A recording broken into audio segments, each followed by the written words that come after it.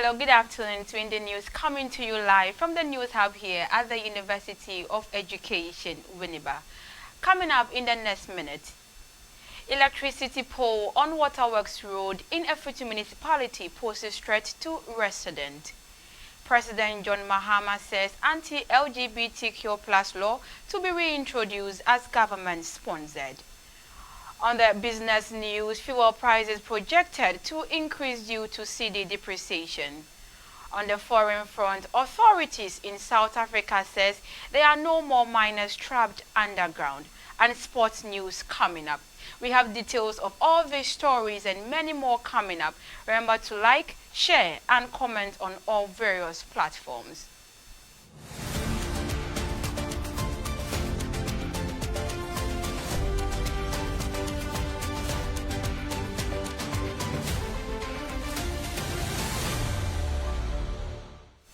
Okay, my name is Nana Ama Inyamike Baini. Now the news in detail. A bent electricity pole on the Waterworks Road in the Efutu municipality of Winneba poses a severe threat to inhabitants. The pole, which appears to be on the verge of collapse, is situated between Baptist Church and a building. The pole's condition is not only an eyesore, but it also poses a safety risk to passerby. A high wind or rainstorm could cause the pole to collapse, endangering people and property. Speaking with some residents living near the pole, they expressed their dread and concern for their families, particularly children who play nearby. Residents are urging the Electricity Company Limited in Winneba to take quick action to remedy the dangerous issue. They are also calling authorities to act quickly and replace the pole to safeguard the safety and well-being of the resident. The story written by Florence Kwanzaa. Oh yeah, che. My former dago ase. Impanyifo so namase. Ma yesu kese kra ne de. Da ko na mase na wo dago ase ebebu. Oh yeah, che. Oh yeah, to so yeah. I am shishika pade. O chesi wonyendo. A chesi wodo dada. Impanyifo pade. To anayesi su to bremo. Ne bu no bi pran sana. Wa shana wa yeniana. Oh impanyifo namase. Mo papa ejago. Nti esram impanyifo. Da wo shana wanya bi Holy obesia ya kanwa sama chemesma esi achia sisi ala yimde ya fa simpa na yesu emi mamo sompo ya mofama woda agwe na se wode kafa won di na se eyin obua na ye kan ya na semde oya tete ankasa nti ye frempe fude ye so won bra na won bosha na wanyamaye. Away from that story, President John Mahama on Monday stated that the proper human sexual rights and family value bills, known as the anti-gay bill, expired with the 8th parliament tenure since it did not obtain presidential assent. As a result, he proposed that the anti-LGBTQ plus law be reintroduced as government-sponsored law rather than a private member's bill in order to get greater support and consultation with stakeholders. In a meeting with the Catholic bishops, President Mahama emphasized that the bill's demise provided an opportunity for broader agreement on the subject. The Reverend Emmanuel Kofifianu, Vice President of Ghana Catholic Bishops Conference, urged the President to reconsider the measure. We should have a conversation on it again so that all of us, if we decide to move that bill forward, move it forward with a consensus. And probably it shouldn't be a private member's bill. It probably should be a government bill with governments behind it after consultation with all the stakeholders. President John Dramani Mahama and Vice President Professor Nana Jane Opoku-Agyeman met with the International Monetary Fund in Accra to discuss Ghana's ongoing financial support package. They examined major components of financial arrangement with an emphasis on policies for economic stability, growth, and fiscal sustainability. The engagement emphasized the Ghanaian government's joint effort with the IMF to address the country's present financial issues while also ensuring long-term prosperity and sustainability. The meeting's focus was on economic stability and long-term growth. In attendance was Dr. Cassel Atoba Forsen, the Finance Minister Designate, and Mr. Fifi Fiabikwete, the General Secretary of the ruling National Democratic Congress. Now to our next story. Chairman of Operation Recover All Loot Committee, Samuel Okujeto Ablakwa, has declared that the committee will shortly submit its findings to President John Dramani Mahama. Ablakwa stated that the committee is currently evaluating 700 petitions received from the public. Speaking with City News, the North Thorn MP stated that the committee's work is intended to ensure accountability and keep government officials in check. He noted that the committee would shortly begin the validation process to ensure that the information gathered was full and accurate. We have received petitions, we've received evidence of looting from civil society organizations, from prominent Ghanaians, even from MPP members. So far, in terms of the petitions that have come in, is over 700, and it's been really onerous. Member of Parliament for Builsa South, Dr. Clement Apak, has restated that the National Democratic Congress commitment to implementing its free tuition program for first-year students at public tertiary institutions. This declaration comes after certain stakeholders, including former Chief of Defense Staff, Brigadier General Joseph Nunu Mensah, questioned the policy's viability. During a stakeholder engagement at O'Reilly Senior High School, the retired Chief of Staff urged that parents be prepared to bear the financial burden of post-secondary education. Responding to the concerns in an interview with Eyewitness News, Dr. Apak underlined the NDC's commitment to fulfilling its campaign promises. Away from that story, the Ghana Cocoa Board's Bono Regional Office confiscated 3 heavy-duty trucks carrying cocoa and lumber suspected of being transported to nearby Burkina Faso, Togo, and Cote d'Ivoire. The MAN diesel trucks with registration numbers GR723-21, AS527H-23 and GR314-24 were impounded in Nkran Nkwanta, the West District of the Bono region. Michael Paddy Kwesi Asumanu, the Cocoa Board's Bono Regional Administrator, stated in an interview with the Ghana News Agency in Sunyani that the trucks were confiscated following a tip-off, but the drivers fled. Now we go for a short commercial break. When we come back, it's business news.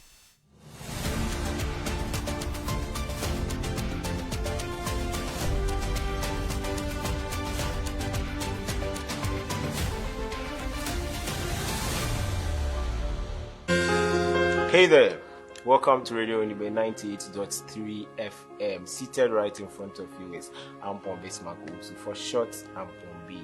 Here we say we are the ultimate in campus radio. I entreat you all to be listening to Radio Unibe 98.3 FM. And your Radio Unibe, forget about it. Hello, my name is Amina Abisbanan, a media personality at Radio Widibe 98.3 FM. Kindly follow us on all our social media handles. You can find us on YouTube, Twitter, Facebook, Instagram, TikTok. Follow us on www.uew.edu.gh. We are the ultimate in campus radio.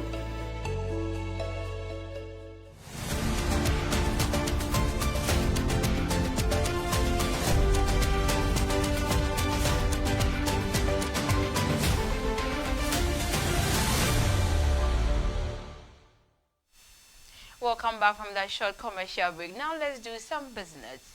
Petroleum product prices are likely to rise modestly at the pump beginning Friday, January 17, 2025. This has been driven by growing global crude oil prices and subsequent pressures on the cedi. The cedi began 2025 on a losing trend, dropping by 0.38% against the US dollar in the retail market. Dr. Reverson Opong, Chief Executive of the Chamber of Oil Marketing Companies, told Joy Business that the predicted price hike is driven mostly by global crude prices and recent cedi depreciations. IC Research stated in its review of the December 2024 inflation update Beyond the Bull's Eye that current inflation pressures appear systematic and necessitate supportive fiscal policies. It stated that the Bank of Ghana will push to raise the monetary policy rate in first meeting in 2025. Given the recent increase in annual inflation, IC Research stated that the Ghana's real policy rate has softened to 3.2%, necessitating more nominal policy rate hikes to re-establish an appropriately restrictive monetary posture. Up next is sports.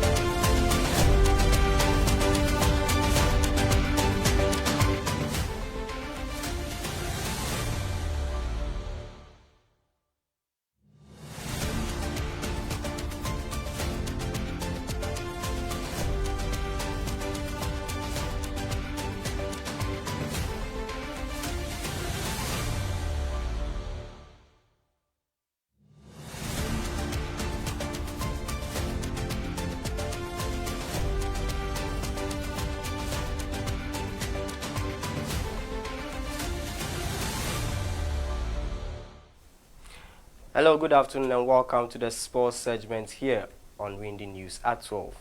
My name is Caesar Abraham. The 28th Ghana University Sports Association Games is gradually getting to its end, with competing public universities battling it out to determine the eventual winner. Our checks indicate the reigning champions, University of Education Winneba, still remains the institution to beat based on the medal she had garnered so far at the Biennial Sports Festival. Let us reach out to one of our reporters at the 28th GUSA Games, Anel Jeniba Jones, for more.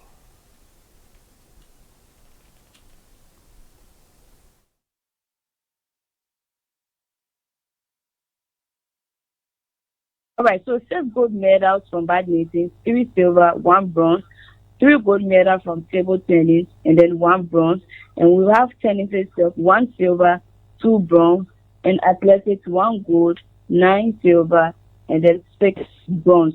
With the beach volleyball women, is 1 gold. The beach volleyball men are still in the competition. We are here to see how it's going to turn out. And with the netball team of UEW is 1 silver. And with the handball team of UEW, 2 gold medals from both men and then women. With the volleyball team is 1 gold, 1 bronze from both men and women. So in all, it's 14 gold medals, 14 silver, and then 11 bronze. That is why it is right here at the University of Cape Coast. That's all for sports here on Windy News at 12. My name is Caesar Abraham. Up next is international news.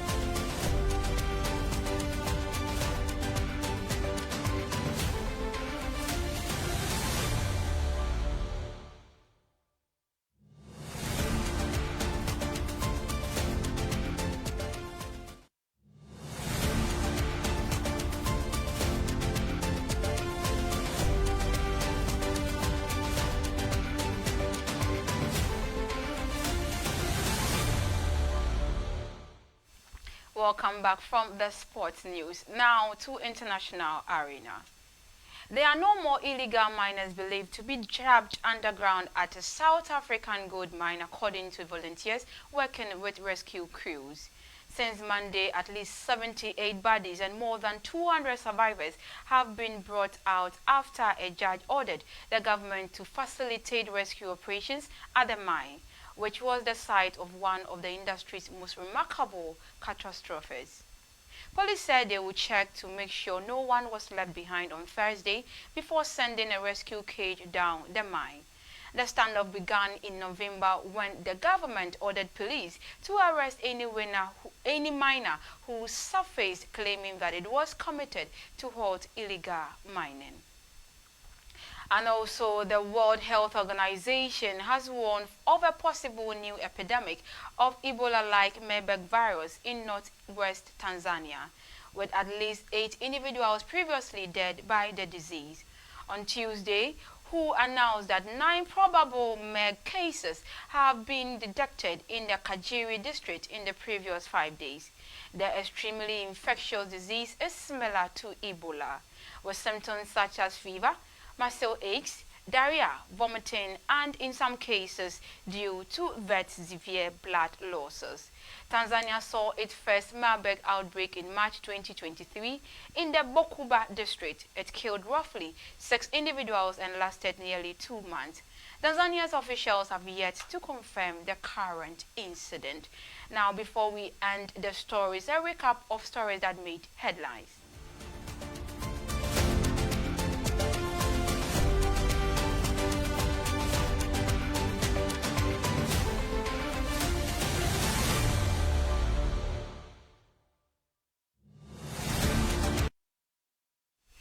Electricity pole on Waterworks Road in Efitu municipality poses threat to residents. President John Mahama says anti-LGBTQ+ law to be reintroduced as government-sponsored. Fuel prices projected to increase due to cedi depreciation. And on the foreign front, authorities in South Africa says there are no more miners trapped underground. And that will be all for today's Windy News at 12. My name is Nana Amma Inyamike Bani. Thank you for doing the watching and do enjoy the rest of your afternoon.